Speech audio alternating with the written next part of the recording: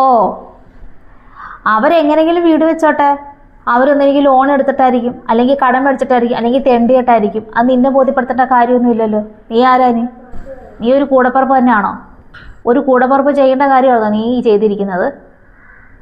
അന്ന് ഈ വീടൊന്ന് പാർക്കാൻ വേണ്ടിയിട്ട് അവർക്ക് കുറച്ച് പൈസയുടെ ആവശ്യം വന്നപ്പോൾ അവർ നിൻ്റെ അടുത്ത് സഹായത്തിന് വന്നു. നീ എന്തെല്ലാം പറഞ്ഞതെന്നേ എനിക്ക് നല്ല ഓർമ്മയുണ്ട്. ഞാനതൊന്നും മറന്നിട്ടില്ല.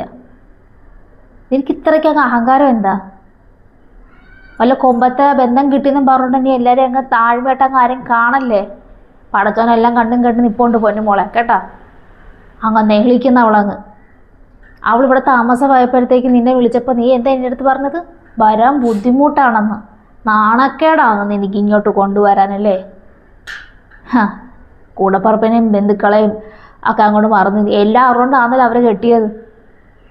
ആണോ? അന്ന് ഈ കല്യാണം നടക്കാൻ മുൻകൈ എടുത്തത് ഇവളും അവിടെ കിട്ടിയതിനും കൂടെ നീ ആയിരിക്കണം. അവരന്ന് ഇത് ചെയ്തില്ലായിരുന്നു കണ്ടല്ലോ, നിനക്ക് ഈ ബന്ധം കിട്ടത്തില്ലായിരുന്നു. ഓ, അവിടെ ഭർത്താവിനും കുടുംബത്തിനും നാണക്കേടാണ് ഇങ്ങോട്ട് വരുന്നതെന്ന്. ഇപ്പോഴും വന്നപ്പോൾ നീ ഒറ്റയ്ക്കാണല്ലോ വന്നത്. എന്നിട്ടവൾ വിശേഷം തിരക്കാനിരിക്കുന്നു. നിൻ്റെ വീട്ടിലേതെങ്കിലും വിശേഷമായിരുന്നെങ്കിൽ അവളും അവിടെ മക്കളും കെട്ടിയവനൊക്കെ അങ്ങ് ആദ്യമേ അങ്ങ് വരുമായിരുന്നല്ലോ പട്ടിപ്പണി ചെയ്യാനായിട്ട്. അപ്പോൾ നിനക്ക് നാണക്കേടൊന്നും ഉണ്ടായില്ലായിരുന്നോ? എന്നെ കൊണ്ട് നീ പറയിപ്പിക്കരുത് കേട്ടാ. എല്ലാവരും വന്നപ്പോൾ ചോദിക്കുക, അനിയത്തി എന്തേ, അനിയത്തി എന്തേ, അനിയത്തി കണ്ടില്ലല്ലോ, അവളാണല്ലോ മുൻപന്തി നിൽക്കേണ്ടതെന്ന്. അനിയത്തി അറിഞ്ഞിട്ട് കാര്യമൊന്നുമില്ല.